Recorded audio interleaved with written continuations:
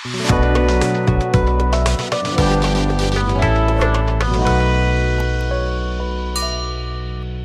एक बात ध्यान से सुनो, हम लोग यहाँ पे लिए हुए लोग एक अल्फा रे का सोर्स, मतलब जो इमिट कर रहा है अल्फा रे। अल्फा रे ऐसा समझ सकते हो कि वो एक हीलियम एटम ही है जिसमें 2 प्रोटॉन है। कहने का मतलब ये है, हीलियम एलिमेंट का नाम सुने हो? नहीं सुने हो? चलो हाँ, हाइड्रोजन हीलियम। तो ये हो गया हमारा हीलियम एलिमेंट, बोलो। अब हीलियम एलिमेंट है तो हाइड्रोजन हीलियम, एटॉमिक नंबर कितना होगा देख लो, 2। अब एटॉमिक नंबर 2 है तो इसमें प्रोटॉन भी कएगो होगा? 2। चूंकि न्यूट्रल है तो इसमें इलेक्ट्रॉन भी कएगो होगा? अब इसमें से हम क्या कर रहे हैं कि निकाल ले रहे हैं 2 का दोनों इलेक्ट्रॉन। हीलियम एटम में से 2 इलेक्ट्रॉन को निकाल ले रहे हैं, तो ये क्या बचेगा? ये अभी हीलियम 2+ बच जाएगा। मैंने ये वो एटम बच जाएगा जिसके अंदर में 1 इलेक्ट्रॉन प्रेजेंट नहीं है। 2 इलेक्ट्रॉन था और दोनों का दोनों इलेक्ट्रॉन को हम निकाल लिया है। मतलब ये अब एक इलेक्ट्रॉन लेस पार्टिकल बन गया, मतलब इसमें इलेक्ट्रॉन प्रेजेंट नहीं है। मास उतना ही रहेगा। इसमें प्रोटॉन में कोई चेंजिंग आया है क्या? चेंजिंग आया है सिर्फ और सिर्फ इलेक्ट्रॉन में। अच्छा, न्यूट्रॉन भी जितना रहेगा यहाँ पर भी उतना ही रहेगा, क्योंकि निकाले क्या है, रिमूव किया है इलेक्ट्रॉन को ना। प्रोटॉन और न्यूट्रॉन तो उतना ही रहेगा। तो ये जो हीलियम डबल प्लस आयन है, हीलियम डबल प्लस आयन है, इसी को बोलते हैं हम लोग alpha particle. Alpha particle, particle है ना, है, इसी को बोलते हैं अल्फा पार्टिकल। अब अल्फा पार्टिकल के बारे में एक्सप्लेन करें तो अल्फा पार्टिकल हम बोल सकते हैं कि एक हीलियम डबल पॉजिटिव आयन है। न्यूट्रल है कि आयन है? डबल प्लस आयन है। तो अल्फा पार्टिकल क्या है? हीलियम डबल प्लस आयन है जिसमें प्रोटॉन होता है कईगो? 2 प्रोटॉन होगा 2। अगर हम न्यूक्लियस के बारे में बात करें, अगर हम मास नंबर के बारे में बात करें तो मास नंबर क्या होता है? Proton plus neutron. Proton plus neutron को बोलते हैं मास नंबर। तो प्रोटॉन 2 और 2 न्यूट्रॉन, मास नंबर कितना हो जाएगा? 4। जिसमें प्रोटॉन 2 है और जिसका मास नंबर कितना है? 4 है। तो अगर हम बोले कि अगर किसी सब्सटेंस से अल्फा रे निकलेगा, अल्फा रे निकलेगा, तो अल्फा रे निकलने का मतलब है कि उसमें से 2 प्रोटॉन निकलेगा। मतलब उसका प्रोटॉन मतलब चार्ज 2 पॉजिटिव चार्ज कम होगा और मास नंबर में 4 कमी होगा, क्योंकि अल्फा रे निकल रहा है तो 2 प्रोटॉन निकल रहा है और 2 न्यूट्रॉन भी तो निकलेगा। समझ में आ रहा है ना? तो उसका पॉजिटिव चार्ज घटेगा 2 से, मास नंबर घटेगा 4 से, क्योंकि 1 निकल रहा है। और यही हो गया हमारा अल्फा पार्टिकल्स। समझ में आ रहा है ना? और ये यही फ्लो करता है तो हम बोल रहे हैं कि अल्फा रे है। कैथोड रे इलेक्ट्रॉन फ्लो कर रहा था तो हम बोल रहे थे कि क्या है कि कैथोड रे है। प्रोटॉन फ्लो कर रहा था फ्रॉम एनोड टू कैथोड तो हम बोल रहे थे कि ये एनोड रे है। तो वैसे ही ये alpha particle helium double plus ion flow करेगा, उसी को हम लोग बोलते हैं लोग अल्फा रेज। क्या बोलेंगे? Alpha rays. अब अल्फा रेज समझ में? अल्फा पार्टिकल किसको बोलते हैं? जब हीलियम एटम से 2 इलेक्ट्रॉन को निकाल देंगे तो हीलियम डबल प्लस आयन हो जाएगा और वही होता है अल्फा पार्टिकल। तो अब ऐसा नहीं है कि मतलब बहुत सारा एलिमेंट है, आगे चलने पर पता चलेगा, जो रेडियो एक्टिव होता है। रेडियो एक्टिव का मतलब डिफरेंट डिफरेंट रेज को इमिट करता है। तो एगो एटम है, एगो एलिमेंट है जिसको बोलते हैं पोलोनियम, PO, एटॉमिक नंबर शायद 84 होता है। तो वो नेचर में रेडियो एक्टिव होता है और वो क्या करता है? कंटिन्यूअसली अल्फा रे को इमिट करता है। उसमें से अल्फा रे क्या होता है कि निकलता है। ठीक है। और एक बात है, लीड एलिमेंट का एक खासियत है कि अल्फा रे उसको पेनिट्रेट नहीं कर सकता है। मैंने अगर लीड प्लेट, अगर हम यहाँ पे लीड प्लेट है, अल्फा रे अगर इस पे जाके हिट करेगा, इसको पेनिट्रेट करके उसको बगल निकल नहीं पाएगा। ठीक है, मतलब इतना समझ लो कि वो अल्फा रे को मूव करने से रेसिस्ट करता है। क्या? Lead plate. तो हम क्या किए हैं कि ले लिए हैं एगो पोलोनियम। चलो, तो ये हो गया PO। ठीक है, अब ये पता है कि ये एलिमेंट रेडियो एक्टिव है, एटॉमिक नंबर इसका होता है 84। ठीक है, अब इसको क्या किया गया है? अब ये तो चारों बगल से क्या करेगा कि ऐसे अल्फा को इसे रिप्रेजेंट करते हैं, वहां पे दिए अल्फा पार्टिकल। ठीक है ना, अल्फा को ऐसे रिप्रेजेंट करते हैं। ये चारों बगल क्या करेगा कि अल्फा, चूंकि रेडियो एक्टिव है तो अल्फा रे को क्या करेगा कि इमिट करेगा। इसमें से अल्फा रे क्या होगा कि निकलेगा। अब इसको अब चूंकि चारों तरफ अल्फा रे बर्बाद ना हो, इसलिए चारों तरफ से हम क्या करेंगे कि लीड प्लेट से इसको हम घेर देंगे, जिसके चलते कि अल्फा रे इससे बाहर नहीं जाए। अब एक तो हम अब यहाँ पे एक स्मॉल ओपनिंग छोड़ देंगे कि अब अल्फा रे का निकलने का एक एकलौता जगह यही बच गया है। अब सिर्फ इसी जगह से क्या होगा कि अल्फा रे बाहर निकलेगा, अल्फा रे। अब एक इसी जगह से क्या होगा कि अल्फा रे बाहर निकलेगा। ठीक है, अब बात समझो, यहां तक किसी को कोई दिक्कत? ये हो गया एलिमेंट पोलोनियम, जिसका एटॉमिक नंबर होता है 84, और ये नेचर में कैसा होता है? Radio active. रेडियो एक्टिव का मतलब जो रेज को इमिट करता है, जैसे कैसे ये अल्फा रे को इमिट कर रहा है, वैसे एक अल्फा रे ही नहीं होता है। अभी तक तो तुम सिर्फ 2-3 को नाम सुना सब, जैसे कि अब तक क्लास में तुम सब एगो कैथोड रे सुन लिया है सब, एनोड रे सुन लिया सब, और आज अल्फा रे सुन लिया सब। आगे पढ़ेगा सब तो अल्फा रे के बाद गामा रे भी होता है, बीटा रेज भी होता है, तो वो सब के बारे में भी सुनेगा सब, मैं ये नहीं सुनेगा सब। ठीक है, हाँ आगे जाएगा सब। तो ये डिफरेंट रे क्या जो रेडियो एक्टिव एलिमेंट्स होते हैं वो डिफरेंट रेज को इमिट करते हैं, तो वैसे ही ये अल्फा रे को क्या करता है कि इमिट करता है। अब इससे रिलेटेड है, इसलिए हम इसके बारे में बता रहे हैं। और ये हो गया हमारा लीड प्लेट। लीड समझता है समझो, एलिमेंट है, लीड को पीबी से शायद रिप्रेजेंट करते हैं, पीबी से लीड प्लेट, लीड ऑक्साइड होता है पीबी, लीड प्लेट। अब ये इसको पेनिट्रेट नहीं कर पाएगा अल्फा रे।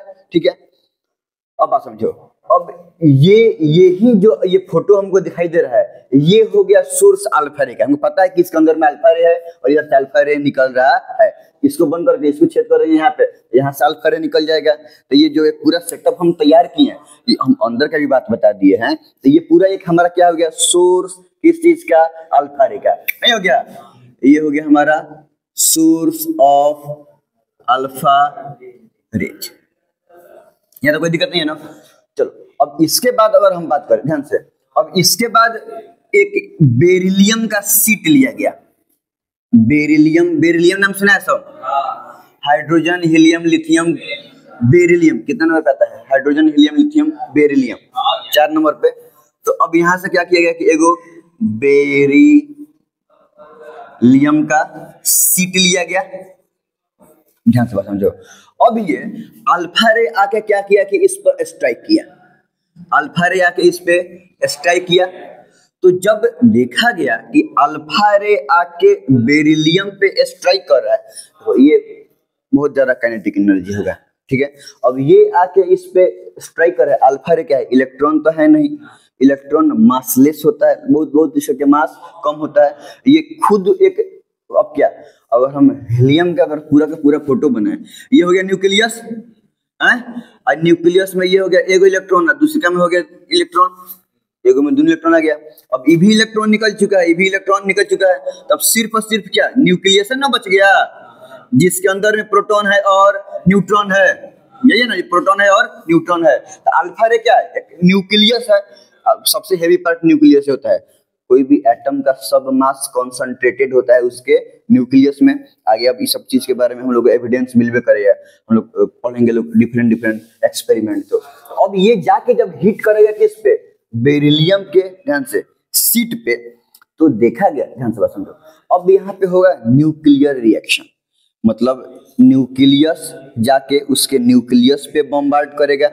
बेरिलियम एटम के न्यूक्लियस है, समझ में आ रहा है ना? उसको इलेक्ट्रॉन कुछ कर नहीं सकता, इलेक्ट्रॉन को तुरते फाड़ते भीतर घुस जाएगा। अब वो जाके हिट करेगा बेरिलियम के एटम के न्यूक्लियस को। समझ में आ रहा है? अच्छा, एक बात ध्यान रखो, अब तुम सब देखा होगा सब, अगर कोई चीज ऐसे फाड़ा, कोई गेंदे उंदे है, तुम सब कोई दूसरा गेंदा से ऐसे घुला के उस पर टच करे, उस पर स्ट्राइक करेगा, तो वो भी आगे बढ़ने लगेगा। क्योंकि यहाँ पे हुआ क्या? एनर्जी का ट्रांसफर। बात समझ रहा है? जब एक ऑब्जेक्ट किसी दूसरे ऑब्जेक्ट को हिट करता है तो उसका एनर्जी कुछ उसमें ट्रांसफर, कोलिजन पे डिपेंड करता है, मतलब कुछ ऐसा कि मोमेंटम कंजर्व रहे। मतलब पढ़ने लो, जब 2 ऑब्जेक्ट कोलाइड करता है तो वहाँ पे होता है कंजर्वेशन ऑफ मोमेंटम। एनर्जी का ट्रांसफर गारंटी होगा, तब इन दोनों का वेलोसिटी बदल जाता है। लेकिन फिर भी हम देखे हैं कि कोलिजन के बाद भी मोमेंटम उतना ही रहता है जितना कोलिजन के पहले हो। दोनों ऑब्जेक्ट के मोमेंटम का सम कोलिजन के पहले और बाद में वही होगा। तो अब चूंकि उसको अब खड़ा हुआ है, वो तो रेस्ट में है, अब दूसरा को तो उड़ा दिए, तो जाकर उस पर हिट करेगा तो वो भी चलने लगेगा। ये अलग बात है कि कुछ एनर्जी उसको दे रही है तो ये स्लो हो जाएगा, लेकिन एनर्जी उसको मिल गया तब वो रेस्ट से वो भी क्या करेगा कि मूव करने लगेगा। आप समझ रहे ना? तो वैसे ही अल्फा रे जब स्ट्राइक करेगा, इससे कोलाइड करेगा विद द एटम। अब एटम क्या हम बोल सकते हैं कि इलेक्ट्रॉन खुद न्यूक्लियस है ना, उसको इलेक्ट्रॉन कुछ तुरते फैरते भीतर चला जाएगा। अब वो हिट करेगा बेरिलियम एटम के न्यूक्लियस से, और न्यूक्लियस से जब कोलाइड करेगा तो कुछ एनर्जी को ट्रांसफर कर देगा। अब यहाँ पे थोड़ा बहुत होने लगा है न्यूक्लियर रिएक्शन। अब जब एनर्जी को ट्रांसफर करेगा ध्यान से, तो उसका मतलब बेरिलियम एटम का न्यूक्लियस हो जाएगा अनस्टेबल। हम लोग पर भी ऐसे होता है कि जैसे मान पैसा ज्यादा आ गया तो खर्चा करने के लिए आदमी हो गया अनस्टेबल, और फिर इसे खर्चा करते फिर पाकिट जब खाली रहता है तो फिर आदमी शांत चुपचाप स्टेबल हो जाता है। बात समझ रहा है? अच्छा होता है कि घर पे भी अगर आदमी बदमाशी करता है, लोग कहते हैं कि भूत चढ़ गया तब नहीं उतरेगा, तो आदमी जब भूत उतर जाता है 2-3 चप्पल खाता है तो फिर चुपचाप अस्थिर हो जाता है। लड़का भी जब बिरना रहा है, छोटका लड़का जब कुकराई ज्यादा करता है सब जो बात मना करेगा वही करेगा, फिर वो मना किया फिर वो दिखाएगा वही करेगा, हल्का सा तब मुस्कियाएगा, फिर मना करो फिर दिखा के वही करेगा, लेकिन जब 2 चप्पल खा लेगा तो रोएगा, फिर जाकर सूझ जाएगा चुपचाप। समझ में आ रहा है ना? जब तक अनस्टेबल एक्साइटमेंट रहेगा तो एक्साइटमेंट उतरता है, तो कहीं ना कहीं से उससे एनर्जी निकलेगा, तो अब वो उस एक्साइटमेंट क्या होगा कि खत्म हो जाएगा ना। मम्मी लोग के लिए बहुत सारा एक्सपेरिमेंट है वो एक्साइटमेंट को दूर करने के लिए। अब देखो हुआ क्या यहाँ पे, अल्फा रे बोले तो हीलियम का न्यूक्लियस कोलाइड किया बेरिलियम एटम के न्यूक्लियस से, एनर्जी का ट्रांसफर हुआ जिसके चलते बेरिलियम के एटम का न्यूक्लियस एनर्जी को ऑब्टेन करके, अल्फा रे के एनर्जी को ऑब्टेन करके हो गया अनस्टेबल। और जब वो अनस्टेबल हो गया माने एक्साइटमेंट उसके अंदर में हो गया, ठीक है। लेकिन कोई भी एटम के हम लोग वैलेंसी पढ़वे किए हैं, तो इलेक्ट्रॉन कम बेस हो जाता है तो क्या करता है कि हमेशा आयनाइज्ड हो जाता है, मतलब आयंस के फॉर्म में इलेक्ट्रॉन को गेन कर देगा या लूज कर देगा, या अगर गेन लूज नहीं कर सकता है तो शेयर कर लेगा, किस तरह से स्टेबिलिटी चाहेगा। तो अब इसका भी, अब वो तो कोलिजन का, अब तो नहीं चाहेगा तब वो आके अल्फा रे कोलाइड कर रहा है, वो चाह थोड़ा रहा कि आके कोलाइड करे हम अनस्टेबल हो जाएं, क्या चाहेगा कि जिंदगी में हमारा जो सब पटरी पर चल रहा है अनस्टेबल हो जाए। तो वो तो अल्फा रे आया, तो हम अपना मन से नाम एक्सपेरिमेंट बनाए, अल्फा रे आया कोलाइड किया अनस्टेबल हो गया एनर्जी मिलने के चलते। अब जब वो अनस्टेबल हो गया तो भी चाहेगा कि हम क्या करेंगे, वापस अपना स्टेबिलिटी को गेन करें। अब वो स्टेबिलिटी को गेन करने के लिए वो क्या करेगा कि अब वो वही रेडिएट करता है, रेज को क्या करेगा, रेडिएट करेगा। कौन? Beryllium atom. हाँ तो बेरिलियम सीट बोल दिए तो क्या सब बेरिलियम एटम है ना, उसमें जितना एटम होगा तो खाली बेरिलियम का होगा। और कोई गोल्ड फॉइल लिए, गोल्ड का सीट लिए, सोना का बिस्किट लिए ना, तो उसमें क्या खाली गोल्ड का एटम रहेगा, एलिमेंट है तो तो दूसरा एटम प्रेजेंट रहेगा नहीं। तो अब वो क्या करता है कि एनर्जी को, मतलब वो अब वो क्या किया कि रेज को इमिट करता है, यहाँ तक कोई दिक्कत नहीं है ना। हाँ तो उसमें से वो रिलीज करता है, तो रे को इमिट करके, और फिर वो क्या होता है कि इसका न्यूक्लियस जो अनस्टेबल हुआ था वो अनस्टेबल होने के बाद क्या हो जाता है कि स्टेबल हो जाता है। ठीक है, यहाँ तक किसी को कोई दिक्कत? अब आगे, अब ये भी, अब एक नया चीज मिलाइए कि कुछ चीज है, कुछ रेज है जो क्या हो रहा है कि बेरिलियम सीट से निकल रहा है। देखो एक तो इलेक्ट्रॉन प्रोटॉन न्यूट्रॉन ऐसे भी आंख से दिखाई नहीं दे रहा है, वो अगर मूव करता हुआ हो खाए दे, समझ, शायद अगर वो मूव करके जा रहा है तो उसके बारे में समझना, जानना, पढ़ना और भी ज्यादा मुश्किल है। चुपचाप अगर कोई इलेक्ट्रॉन चाहे प्रोटॉन अस्थिर है तब उसके बारे में जानने में सैकड़ों बरस लग जाता है, कंप्लीटली 70 को एक्सपेरिमेंट होता है तब जाके शायद एक कंक्लूजन पर आदमी पहुंचता है, शायद। समझ में आ रहा कि नहीं रहा है, मतलब सैकड़ों साल, दशकों लग जाता है। अब यहाँ पर क्या हो रहा है कि ये स्पीड मूव कर रहा है, तो अब इसके स्पीड को स्लो करने के लिए एक यूज करते हैं मॉडरेटर का। एक्सेलरेटर पढ़ेंगे साइक्लोट्रॉन को, ये सब को हम लोग एक्सेलरेटर के रूप में यूज करते हैं, जो चार्ज को एक्सेलरेट करा देता है। एक्सेलरेटर मतलब स्पीड को बहुत बहुत बढ़ा देगा और ये स्पीड में भेजेगा, ताकि जाके अगर कहीं न्यूक्लियर रिएक्शन करना है, किसी का न्यूक्लियस तोड़ना है, तो धीरे धीरे जाएगा तो न्यूक्लियस तोड़ देगा। इलेक्ट्रॉन को तोड़ना थोड़े है, न्यूक्लियस ना, उस न्यूक्लियस के अंदर में जो पार्टिकल्स है वो पूरा एकदम बहुत एक दूसरे को अट्रैक्ट किया हुआ है, मतलब वो अट्रैक्ट किया हुआ है, तो इलेक्ट्रिक फोर्स तो ये है, साथ में न्यूक्लियर फोर्स भी रहता है, मतलब इलेक्ट्रोस्टैटिक फोर्स के साथ साथ स्ट्रॉन्ग न्यूक्लियर फोर्स एकदम एक दूसरे से कंबाइन रहता है। धीरे से जाएगा तो उसको तो उतना परफेक्ट मोमेंटम नहीं मिलेगा कि उसके न्यूक्लियस को तोड़ दे। तो हम एक्सेलरेटर यूज करते हैं कि एक्सेलरेटर चार्ज को एक्सेलरेट करा के स्पीड में भेजेगा, मास तो उतना ही रहेगा, और जब एक्सेलरेट करके बहुत ज्यादा वेलोसिटी से जाएगा मोमेंटम ज्यादा हो जाएगा, मास इनटू वेलोसिटी, मोमेंटम ज्यादा हो जाएगा, ज्यादा मोमेंटम से कोलाइड करेगा तो न्यूक्लियस को तोड़ देगा। तो न्यूक्लियस पर चार्ज के द्वारा बम्बार्ड करने के लिए जनरली साइक्लोट्रॉन का यूज किया जाता है, मतलब चार्ज एक्सेलरेटर का यूज किया जाता है स्पीड बढ़ाने के लिए। एक्सेलरेट कर रहा है मतलब क्या है, स्पीड बढ़ रहा है, ये होता है ना, पर यूनिट टाइम वेलोसिटी क्या हो रहा है कि बढ़ रहा है। एक्सेलरेशन का मतलब यही होता है ना, लेकिन यहाँ पे उल्टा, हम एक्सेलरेटर नहीं मॉडरेटर यूज करेंगे, मतलब स्पीड को कम करने वाला, ठीक है। तो मॉडरेटर के रूप में यूज करते हैं पैराफिन वैक्स को। वैक्स नाम सुना है, सब एक अल्केन डेरिवेटिव है। अल्केन का मतलब जितना भी जो हम लोग पेट्रोलियम प्रोडक्ट वगैरह जितना भी हम लोग देखते हैं लोग, डीजल सब किरोसिन सब अल्केन सब उससे डिराइव हो सकता है, नहीं मतलब। तो वैसे ही ये जो पैराफिन वैक्स है वैसे ही वो हाइड्रोकार्बन कंपाउंड है, जिसमें कार्बन रहेगा और हाइड्रोजन रहेगा। कहने का मतलब ये है कि अब अल्केन का फॉर्मूला होता है CnH2n+2। देखो हाइड्रोजन कितना ज्यादा है, मतलब जितना कार्बन रहेगा हाइड्रोजन उसके दुगुना से दुगो ज्यादा रहेगा, कार्बन जितना रहेगा। तो ये इधर हम लोग यूज किए हैं लोग पैराफिन वैक्स को। ये इधर से जो चार्ज जो बह के जा रहा है, कार्बन का तो खैर न्यूक्लियस बहुत स्ट्रॉन्ग है। कार्बन के बारे में बात करेंगे तो एक कार्बन का एटम का बने हुए 6 गो प्रोटॉन 6 गो न्यूट्रॉन। न्यूक्लियस के बारे में बात कर रहे हैं, 6 गो इलेक्ट्रॉन 6 गो प्रोटॉन 6 गो न्यूट्रॉन। तो कार्बन के न्यूक्लियस तो स्ट्रॉन्ग है, ओकर लगे 6 गो प्रोटॉन 6 गो न्यूट्रॉन है, थोड़ा सा वीकर न्यूक्लियस पड़ जाएगा हाइड्रोजन का। कार्बन में हाइड्रोजन बहुत ज्यादा है, कार्बन अगर 6 गो कार्बन है 14 गो हाइड्रोजन होगा, दुगुना से दुगो ज्यादा। उसी तरह अगर ये 1 लाख कार्बन है तो 1 दूनी 2 लाख प्लस 2 लाख दुगो क्या होगा कि हाइड्रोजन होगा। तो number of respective atoms of hydrogen ज्यादा होगा कार्बन से। अगर यह हाइड्रोकार्बन कंपाउंड है पैराफिन वैक्स, तब हाइड्रोजन का न्यूक्लियस इससे कम स्ट्रॉन्ग है, क्योंकि अगर जो हाइड्रोजन का न्यूक्लियस है, हाइड्रोजन का एटॉमिक नंबर कितना, 1, मान प्रोटॉन एगो न्यूट्रॉन भी एगो, तो इसके न्यूक्लियस में एगो प्रोटॉन एगो न्यूट्रॉन होगा। तो अब ई जाके कोलाइड करेगा, basic number of hydrogen atom भी ज्यादा है, कोलाइड तो इससे भी करेगा, लेकिन इससे कोलिजन से कोनो खास फर्क, स्ट्रॉन्ग है तो जाके छटक जाएगा, कोनो खास फर्क नहीं पड़ेगा। लेकिन इससे जब कोलाइड करेगा तो उसका न्यूक्लियस बाउंस कर जाएगा। बाउंस करने का मतलब इसके न्यूक्लियस से कोलाइड किया, यहाँ बाउंस करके ऐसे रह गया। चलो ये तो भला इसका न्यूक्लियस वीकर होने के चलते बाउंस करके ऐसे रह गया, लेकिन फायदा क्या हुआ कि जाके जिसे ऐसे किया है, इससे इसका कुछ एनर्जी को लूज हुआ, और लूज होने के बाद ये क्या हो जाएगा कि स्लो हो जाएगा।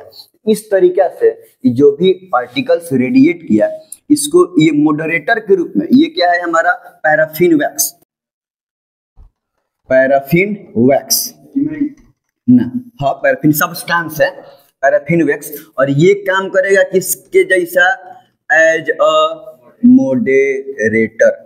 मॉडरेटर क्या करता है, slow down the speed of charge particles. Charge particles के स्पीड को क्या करता है कि स्लो करता है।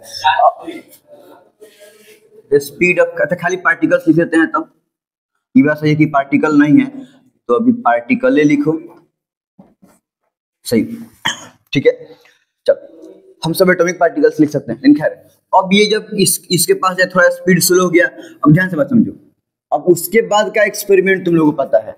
अब इसको अगर हम अब इसके अलावा एक्सटर्नल अब इलेक्ट्रिक फील्ड में रखेंगे, ध्यान से देखा गया कि अगर यहाँ पे कोई एक्स्ट्रा इसको प्लस कर दिए, सब वही बात, और इसको क्या कर दिए कि हम माइनस कर दिए, तो देखा गया कि ये जो रेज है, ये रे ना ही इधर अट्रैक्ट हो रहा है और ना ही इधर अट्रैक्ट हो रहा है।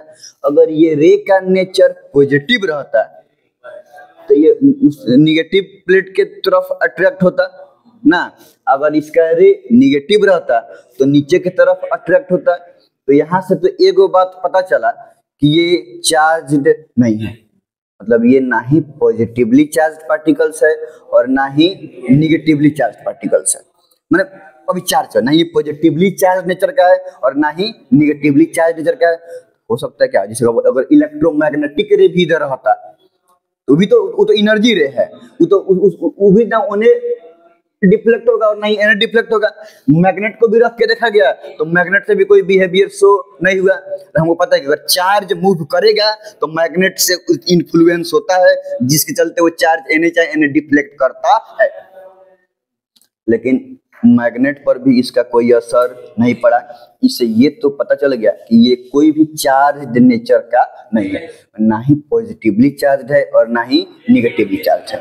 ठीक है, लेकिन पंखुआ यहाँ रखा गया, पंखुआ को घुमा दिया, इसके मतलब कंफर्म हो गया कि ये कोई जो इलेक्ट्रोमैग्नेटिक वेव के बारे में बात कर रहे हैं, ये वेव प्रॉपर्टी वाला बात ना है, यहाँ पार्टिकल नेचर मतलब वेव नेचर वाला बात ना है, यहाँ पे क्या है कि पार्टिकल नेचर वाला बात है।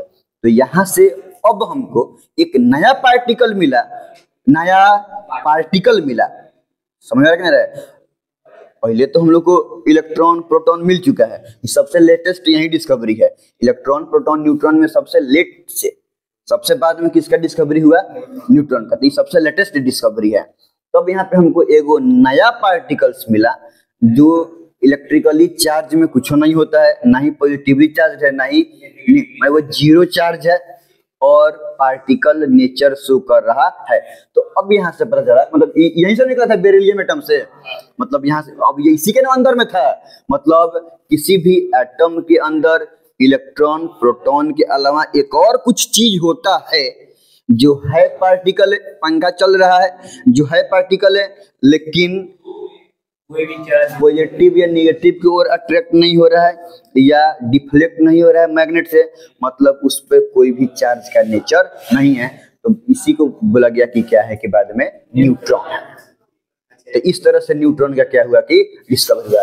तब जाके मतलब सब एक्सपेरिमेंट के बाद पता चला कि ये जो है वो क्या है, न्यूट्रॉन है। यहाँ तो कोई दिक्कत नहीं है ना, पहले इतना पता सब। हाँ बोलो।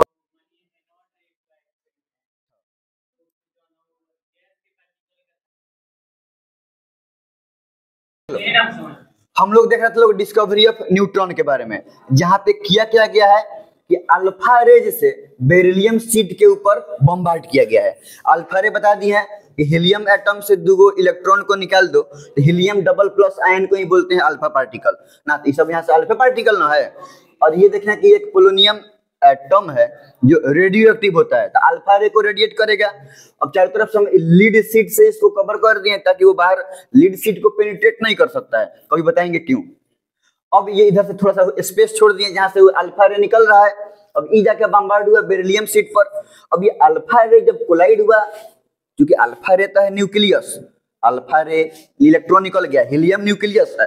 अब उस जाके कोलाइड हुआ बेरिलियम एटम के न्यूक्लियस से, उसका न्यूक्लियस हो गया अनस्टेबल, एनर्जी ट्रांसफर हुआ कोलिजन के समय। अब वो अनस्टेबल हो गया तो न्यूक्लियस स्टेबिलिटी को गेन करने के लिए कुछ रेज को इमिट किया और तब इसका न्यूक्लियस हो गया स्टेबल। अब जो रे इमिट किया देखा गया कि ये रे तो ना ही पॉजिटिव प्लेट से इन्फ्लुएंस मैंने आ रहा है और ना ही निगेटिव प्लेट की तरफ जा रहा है, मतलब ये ना ही पॉजिटिवली चार्ज है ना ही मतलब इस पे कोई भी चार्ज प्रेजेंट नहीं है। न्यूट्रल होना अलग बात है, फिर से न्यूट्रल होना अलग बात है और नो चार्ज होना अलग। नो चार्ज माने कोनो चार्ज है ये नहीं है, और न्यूट्रल का माने जितना पॉजिटिव चार्ज उतना दोनों इक्वल अमाउंट में है। बात समझ आ रहा है। अब मॉडरेट करने के लिए, स्पीड को कम करने के लिए पैराफिन वैक्स यूज किया गया है, जहां हाइड्रोजन का जो न्यूक्लियस है वो बाउंस करके इसके स्पीड को कम कर देगा। अब जब तब ने इसको देखा गया तो देखा गया कि इन्फ्लुएंस नहीं हो रहा है ना ही मैग्नेट से और ना ही इलेक्ट्रिक फील्ड से, जिससे देखा गया कि ये पंखा को घुमा दे रहा है, मानी पार्टिकल है और वैसा पार्टिकल जिसपे कोनो चार्ज नहीं है, तो इसी को बाद में नाम दिया गया क्या, न्यूट्रॉन। इसे पढ़ते हैं लोग कि एटम में न्यूट्रॉन वो सब एटॉमिक पार्टिकल है जिसपे कोई चार्ज नहीं होता, ना ही पॉजिटिवली चार्ज और ना ही। और पैराफिन वैक्स का यूज क्यों किया गया है, मॉडरेटर के रूप में स्पीड को कम करने के लिए। यहाँ तो कोई दिक्कत नहीं है ना, यही चीज यहाँ पे लिखा हुआ है, ठीक है।